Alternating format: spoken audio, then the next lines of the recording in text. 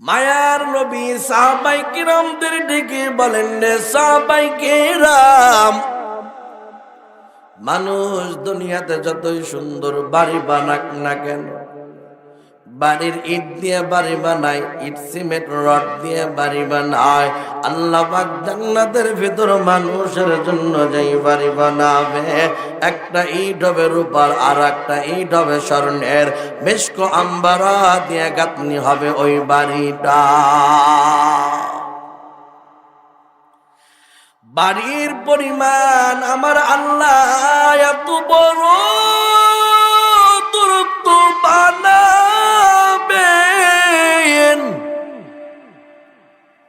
মায়ার নবী বলেন, এইরকম দুনিয়া 10টা দুনিয়া এক জায়গা করলে যত বড় হবে, আল্লাহ পাক জান্নাতের ভিতরে ছোট্ট বাড়ি যার জন্য বানাবেন, এইরকম 10 দুনিয়ার সমান জান্নাতে একটা বাড়ি আল্লাহ বানায়া দাও।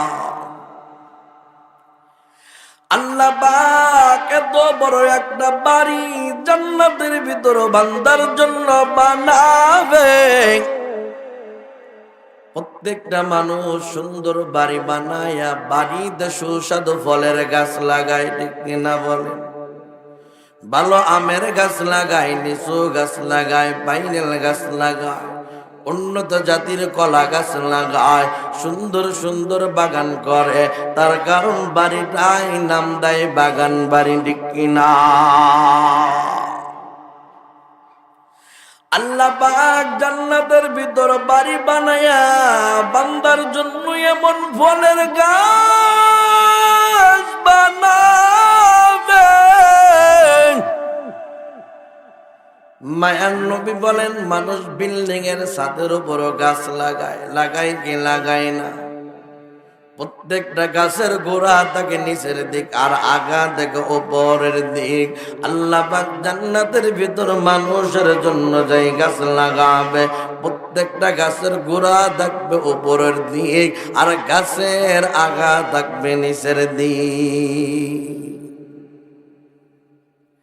মায়ার নবী বলেন, এক একটা ফলের ভিতরে আমার আল্লাহ এক ধরনের আরশাদ দিবেন না। আল্লাহ পাক এক একটা ফলের ভিতরে 70 রকমের মজা দিবে। কয় রকমের? আওয়াজ দেন। এক একটা ফলের ভিতরে আল্লাহ পাক 70 রকমের মজা দিবে। মানুষ শুধু কল্পনা করবে ওই গাছের ফলটা খাইতে পারতাম। আল্লাহ পাক তার মুখের সামনে আইনা দিবে, ফেরেশতাদের মাধ্যমে সুস্বাদু করিয়া দিবে। আল্লাহ ইচ্ছা করলে পেটের ভিতরে পৌঁছাই দিতে পারত, কিন্তু পেটের ভিতরে দেওয়ার পর মজা অনুমান করা যায় না, জিহ্বার উপরে দেওয়ার পর মজা অনুমান করা যায়। আল্লাহর তৈরি ফেরেশতা এই জন্য ওই সুস্বাদু খাবার জিহ্বার উপর পর্যন্ত পৌঁছায়া দেয়। আল্লাহ বলেন, দুনিয়ার বুকে মানুষ দুনিয়ার একজনের প্রশংসা করলে খুশি হয়। বান্দা নিয়ামত পেয়ে আমি আল্লাহর দরবারে যদি শুকরিয়া আদায় করে, আল্লাহ বলেন আল্লাহর কুদরতি কলিজার মধ্যে জোশ মারিয়া যায়। আল্লাহ পাক বান্দা ডাক দেওয়ার সাথে সাথে বলেন, লাব্বাইক ইয়া আব্দি, বান্দা কি লাগবে বল। চাইতে দেরি আছে, আমার আল্লাহর চাহিদা পূরণ করতে দেরি নাই। মুহাব্বতের সাথে ওই আল্লাহর নামটা একটু উচ্চারণ করে বলি, আল্লাহু আকবার। কোন মানুষ আযাব ভোগ করতে চাই নাকি? আওয়াজ দেয়। তারপরও আল্লাহর পক্ষ থেকে হুকুম আসবে, বান্দা দুনিয়াতে মন চাই জিন্দেগি চলছো, রব চাই জিন্দেগি চলো নাই, যাও যাও বান্দা জাহান্নামে চলিয়া যাও। আল্লাহর হুকুম মতো ফেরেশতা জাহান্নামের শিকল পায়ের ভিতর লাগায়া বান্দার ঘাড়ের কাছে ঠেলতে থাকবে, বলবে জাহান্নামে যাও। কিতাবের ভিতর আসছে বান্দা জাহান্নামের ভিতর মোটেই যাইতে চাইবে না। তার কারণ গরমের সিজনে যেই রুমে ফ্যান নাই ওই রুমে মানুষ থাকতে চায় না, ঠিক কিনা বলে? শীতের সিজনে যেই রুমে তোশক নাই, যেই রুমে কম্বল নাই, ল্যাপের ব্যবস্থা নাই, মানুষ ওই রুমে থাকতে পারবে না, তাই যাইতে যাবে না। কোন ব্যক্তি জাহান্নামের ভিতরে যাইতে যাবে না, তার কারণ জাহান্নামের গর্জনে প্রত্যেকটা মানুষ ওই হাসরের ময়দানে 50,000 বছর পর্যন্ত অজ্ঞান হয়ে যায়, ঠিক কিনা?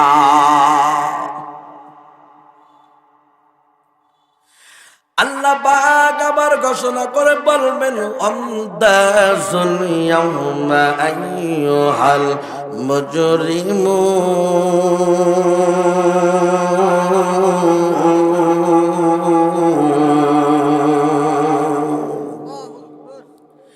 আল্লাহ পাক ডেকে বলবেন, পাপিষ্ঠর দল ভাগ, আমি আল্লাহর সামনে দাঁড়াবে না। আমি আল্লাহ তোমাদের 50 বছর 60-70 বছর হায়াত দিলাম, বান্দা এই হায়াতের ভিতরে নেক আমল করতে পারল না, আমি আল্লাহর হুকুম বান্দা মানল না। যাও যাও বান্দা জাহান্নামের ভিতরে চলিয়া যাও।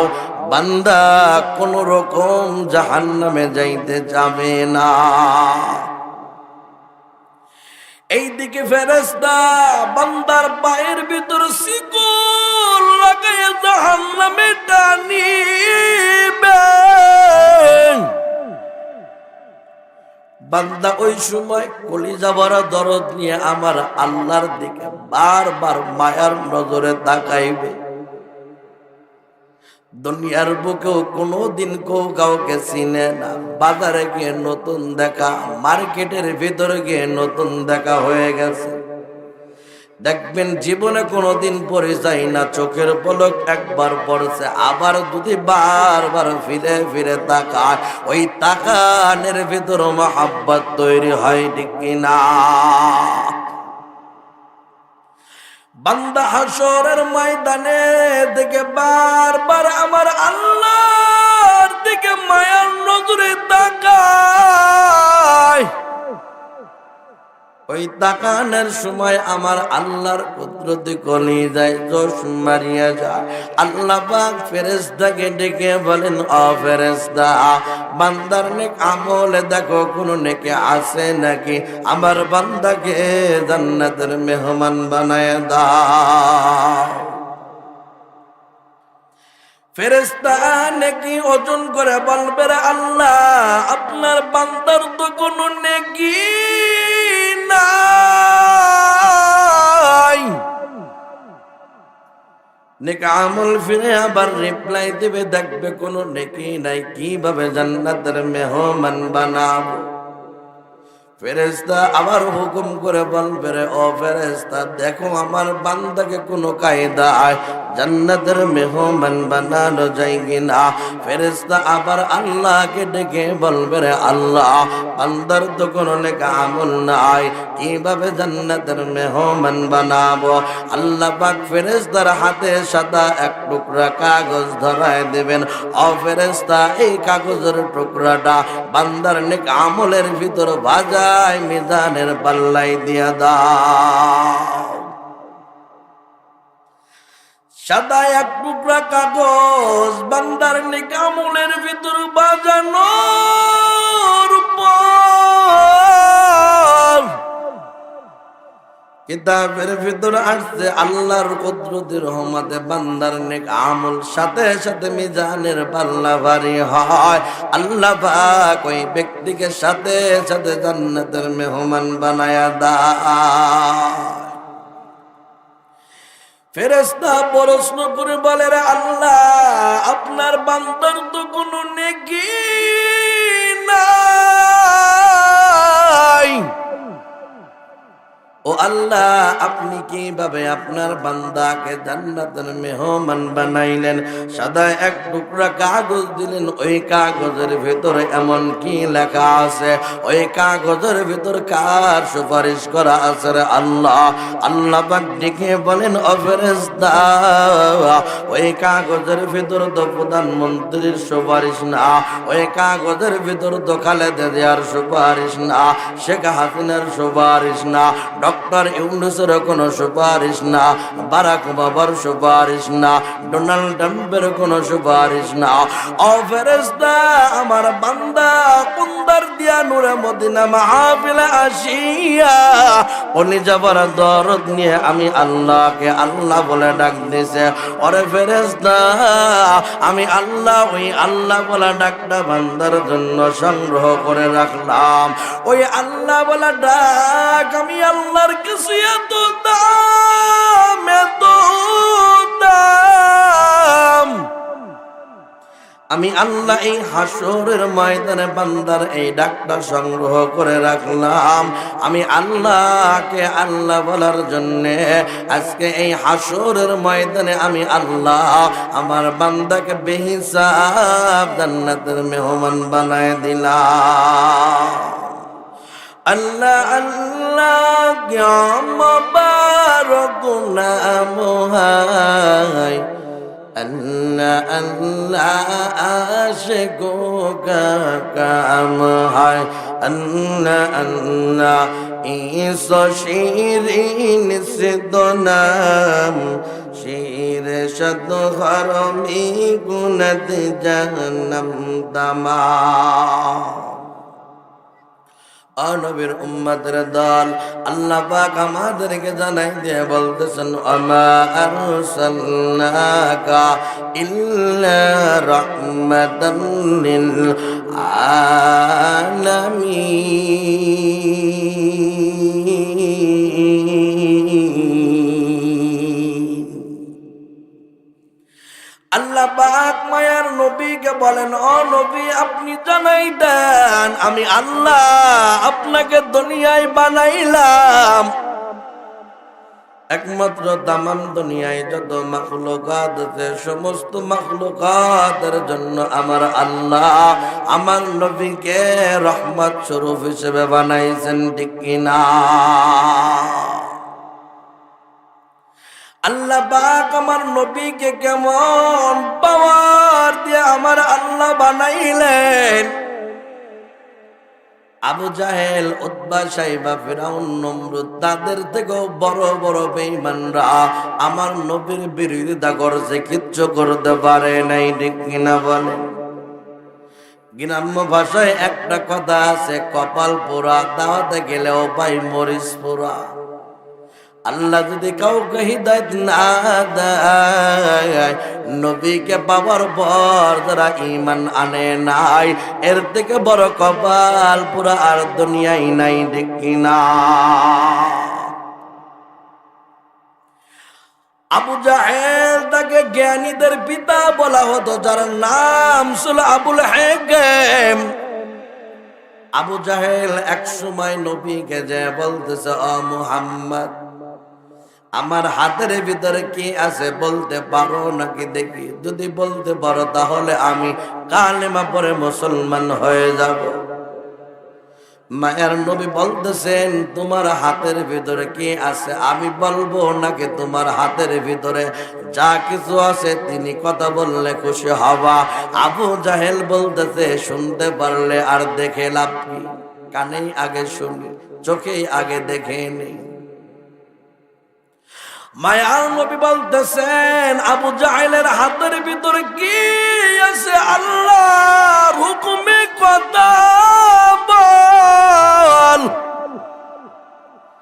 আবু জাহেলের হাতের ভিতরে ছিল এক মুষ্টি ধুলা বালি। আল্লাহ পাক তাদের জবান খুলে দিতে, সাথে সাথে তারা কালেমা পড়তেছে, লা ইলাহা ইল্লাল্লাহু মুহাম্মাদুর রাসূলুল্লাহ সাল্লাল্লাহু আলাইহি ওয়াসাল্লাম। আবু জাহেল চিৎকার দিয়ে বলে, রে মুহাম্মদ, বুঝতে পারছি তুমি তো সাধারণ কোন জাদুকর না। আমার নবীকে জাদুকর ছিল নাকি? জবান করে আওয়াজ দেন। নবীকে বলল, হাতের ভিতরে কি আছে বলতে পারো নাকি? বলো, তাহলে কালেমা পড়ব। নবীও বলে দিলেন, তোমার হাতের ভিতরে কি আছে? ও দুলা বলো, আল্লাহর হুকুমে কথা বলো। আবু জাহেল আমার নবীকে মানতে পারলো না। আবু জাহেলের উত্তরসূরি বাংলার জমিনে এখনো আছে, যারা নবীর ওপর দরুদ পড়তে চায় না, যারা দোয়া করতে চায় না, নবীর বিরোধিতা করবে, সুন্নতের বিরোধিতা করবে, কোরআনের বিরোধিতা করবে, মাহফিলের বাধা দিবে। আমিও বলি, ওই যে এইরকম বললাম কপাল পোড়া, দাওয়াতে গেলেও ভাই মরিচ পোড়া, ওর বোতল কপাল পোড়া বাংলার জমিনে আর কেউ নাই, ঠিক কিনা? নবী আমার রাস্তাতে হেঁটে যায়, কোথাও কোনো মানুষ নাই, শুধু সালাম শোনা যায়। আবু বকর, উসমান, আলী ডেকে বলেন, ও পয়গম্বর, কোথাও কোনো মানুষ দেখি না। কোথায় দেখে যেন শুধু সালামের আওয়াজ শোনা যায়। মায়ের নবী আমার ডেকে বলেন, রে আবু বকর, ও উসমান, ও আলী, ও ওমর, তোমরা কি মনে করছো আমি একজন সাধারণ পয়গম্বর? আমি তো একজন সাধারণ পয়গম্বর না। আমি নবী যেই সময় রাস্তাতে হেঁটে যাই, আল্লাহর তৈরি যতগুলো মাখলুকাত আছে, সমস্ত মাখলুকাতের জবান খুলিয়ে দেয় আমার আল্লাহ। আর ওই মাখলুকাত আমি নবীকে সালাম জানাই। ওমা আরসালনাকা ইল্লা রাহমাতাল লিল আলামিন।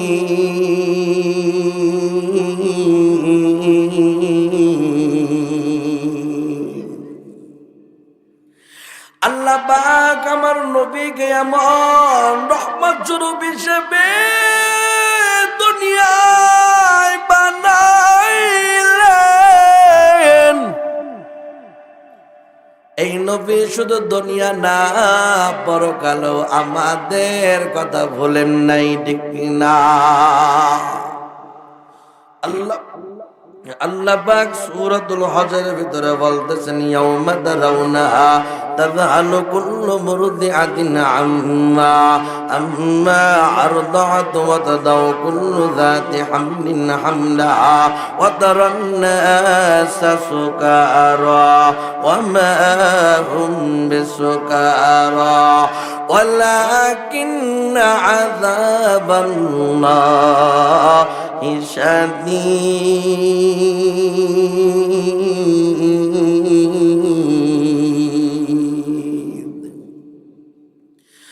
আল্লাহ পাক বলেন, জাহান্নাম হবে এত কঠিন, এত কঠিন, যে জাহান্নামের আযাব,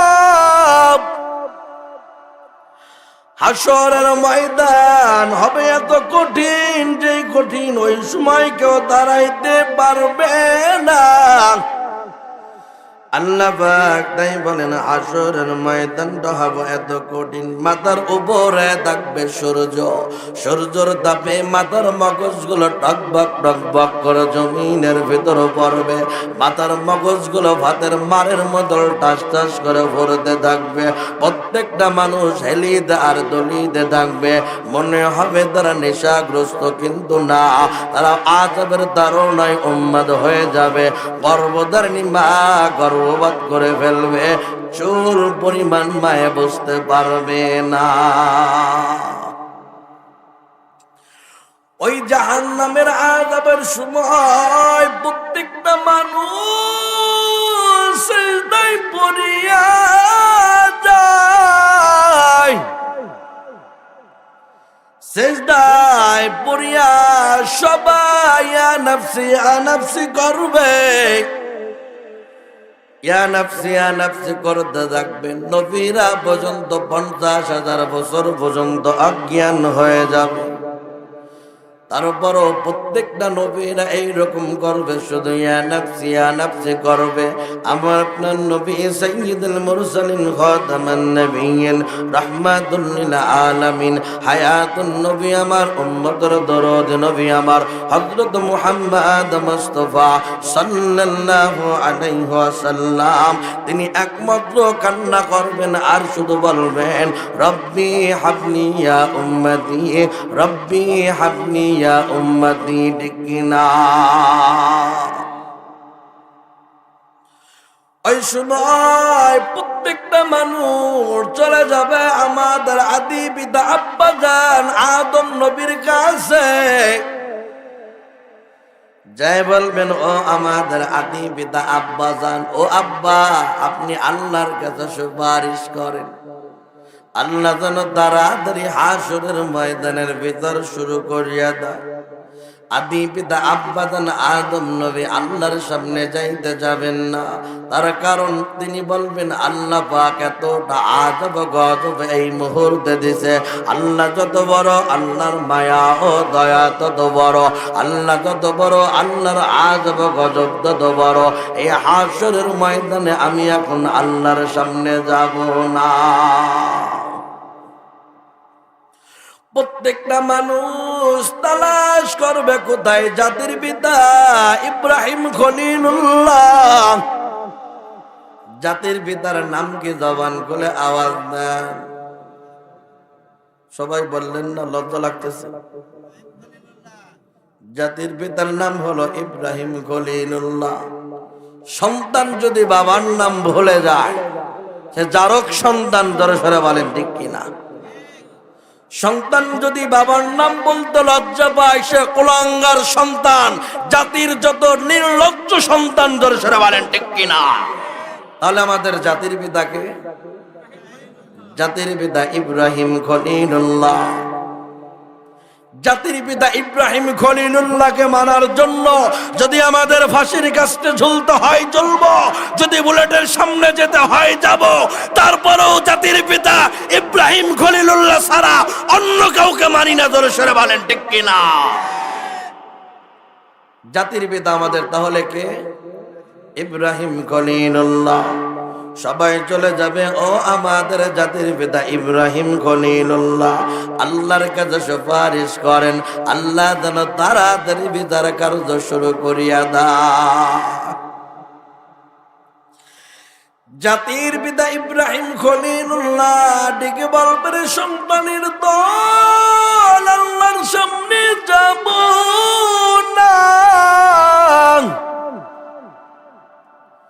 তার কারণ আমি যে সময় নমরুদের মূর্তিগুলো ভাঙলাম, নমরুদ আমাকে গ্রেফতার করে জিজ্ঞাসা করলো কে আমার খোদাদের উপর আক্রমণ করছে। জাতির পিতা ইব্রাহিম খলিলুল্লাহ বলল তুমি তোমার খোদাদের জিজ্ঞাসা করো কে তাদের উপর আক্রমণ করছে। নমরুদ কয় আমার খোদা কি কথা কইতে পারে না? তোমার খোদা কথা কইতে পারে না, তাহলে খোদা মানো কে? ঠিক কিনা বলে? কয় না তুই ভাঙছিস কিনা তাই বল। না আমি ভাঙছি কিনা এটা বলবো না, তুমি জিজ্ঞাসা করো তাদেরকে কে মারছে। আমার খোদা কথা কইতে পারে না। ইব্রাহিম খলিলুল্লাহ বলে তোমার খোদা তো শুধু কথা কইতেই পারে তা না, তোমার খোদা তো নিজের পায়ে দাঁড়াইতেও পারে না, পাছার ভিতর বাঁশ দিয়ে দাঁড়া করতে হয়। ঠিক কিনা বলেন? তোমার খোদার তো আর একটা দুইটা তিনটা হাত না, 10-10টা হাত, তারপরেও জুতার বাড়ি ঠেকাবার পারে না, তারপরেও কুত্তায় দাঁড়ায় স্প্রে করে ঠেকাইতে পারে না। ধরে সেটা বলেন ঠিক কিনা? তুমি তেমন একজনকে খোদা মানো। ইব্রাহিম খলিলুল্লাহ বলে এই জন্য আমি এখন আল্লাহর সামনে যাব না। আল্লাহ যদি বলেন ও ইব্রাহিম খলিলুল্লাহ এই সময় নমরুদ তোমাকে জিজ্ঞাসা করছিল তুমি কি আমার খোদাদের উপর আক্রমণ করছো নাকি? সরাসরি তুমি নিজের নামটা বলো নাই, হিকমতের সাথে কৌশলে তুমি অন্য দিক দিয়ে হারিয়ে গেছিলা। কি জন্য তুমি নিজের নামটা বললা না? এই জন্য এখন আমি আল্লাহর সামনে দাঁড়াবা না। ওই সময় প্রত্যেকটা মানুষ তালাশ করবে, কোথায় আমার মায়ার নবী, কোথায়? ওই সময় মানুষ সবাই তালাশ করবেন রাহমাতুল লিল আলামিন, উম্মতের দরদি নবী কোথায়? নবী আমার মাকামে মাহমুদের সামনে সিজদায় পড়ে গেছে। প্রত্যেকটা নবীরা কেউ কারো পরিচয় দেয় না, ইয়া নাফসি করে কান্না করতেছে। ওই মুহূর্তে নবী আমার পরিবারের চিন্তাও করে না, ছেলে মেয়ের কোনো চিন্তা নাই, বিবির চিন্তাও নাই।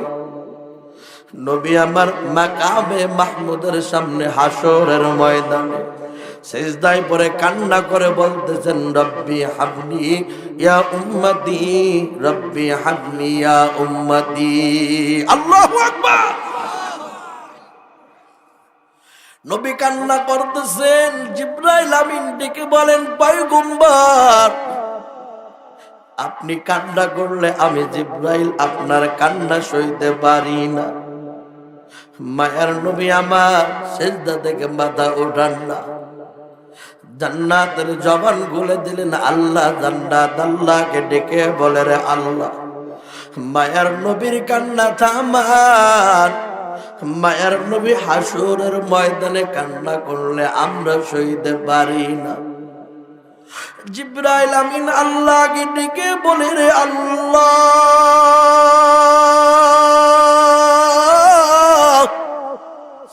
মায়ার নবী হাসরের ময়দানে কান্না করে আমি সইতে পারি না। ও আল্লাহ মায়ার নবীর কান্নাটা আপনি থামান। মায়ার নবী কান্না করলে আমি জিবরাইল আমিন নবীর কান্না সইতে পারি না। আমার আল্লাহ পাক জিবরাইল আমিনকে ডেকে বলেন, ও জিবরাইল তোমরা কেন আমার বন্ধুর কান্না সইবা করবা? আমার বন্ধুর কান্না স্বয়ং আমি আল্লাহ নিজেই সইতে পারি না। মায়ার নবী কান্না করতেছেন, আল্লাহ পাক জিজ্ঞাসা করে বলেন, ও নবী আমার আপনি আর কাঁদবেন না, আমি আল্লাহ আপনাকে দুনিয়াতে কম পরীক্ষা নেই রে নবী আমার। উহুদের ময়দানে দান মুবারক শহীদ করলেন রে নবী আমার।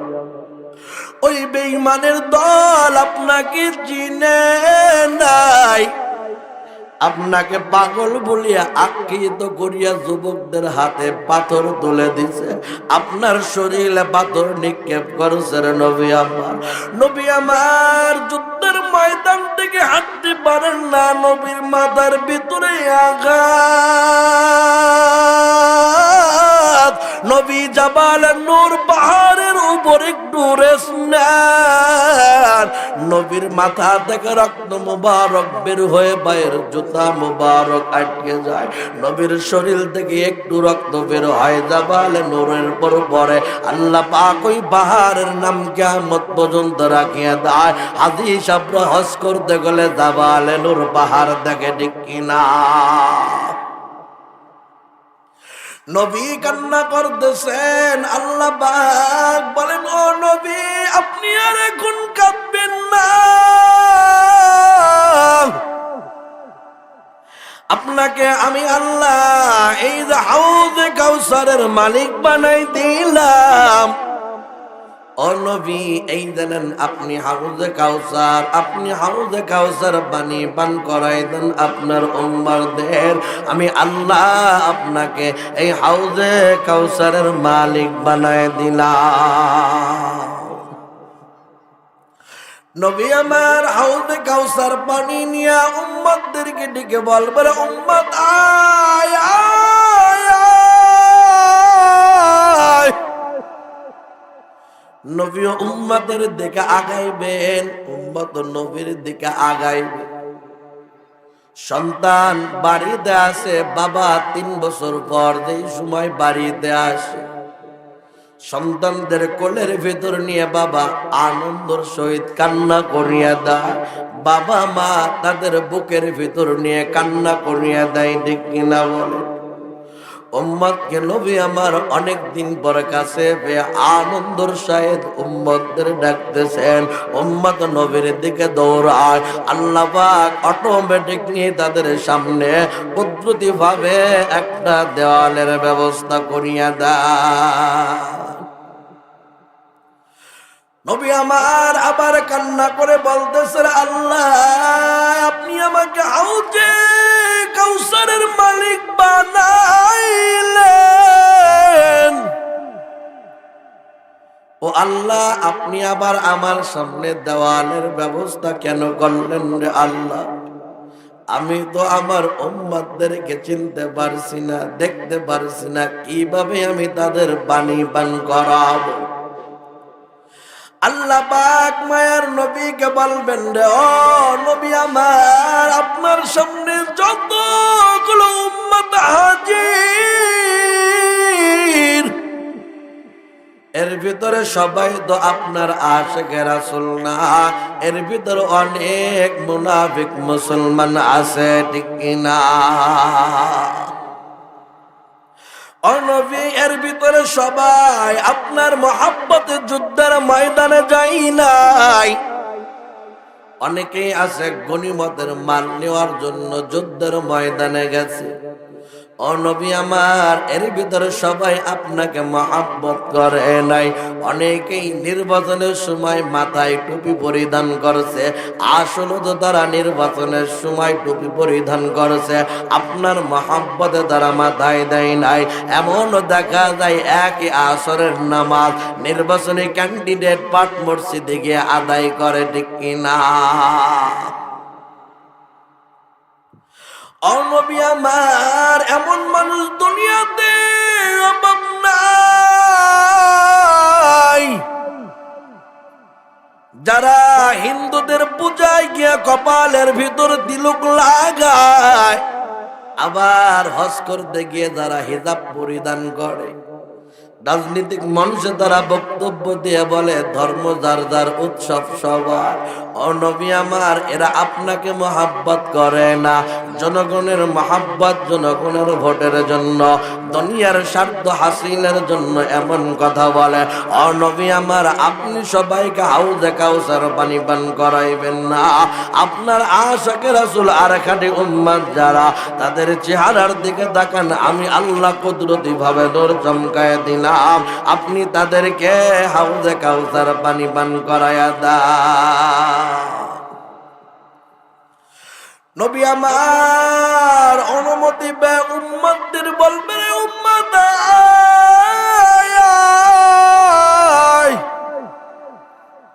উম্মত নবীর দিকে আগাইবেন, নবী হাউজে কাউসার পানি পান করাবেন।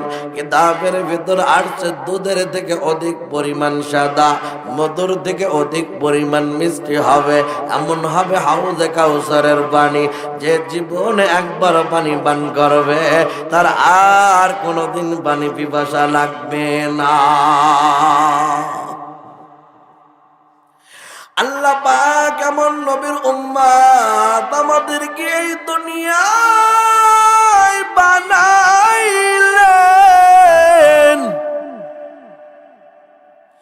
এই নবী থাকা অবস্থায় যদি কেউ ইমানের হালত নবীর দিকে তাকাইতো, আল্লাহ পাক ওই ব্যক্তির জন্য জান্নাত ওয়াজিব করিয়া দিতেন। নবী এখন নাই, এখনো যদি কেউ নবীর রওজায় গিয়ে সালাম জানায় দেয়, যদি কোনো হাজী সাহেবের হজ আল্লাহ কবুল করিয়া নেয়, আল্লাহ পাক ওই হাজী সাহেবের জন্য জান্নাত ওয়াজিব করিয়া দেয়। ওমা আরসালনাকা ইল্লা রাহমাতাল লিল আলামিন।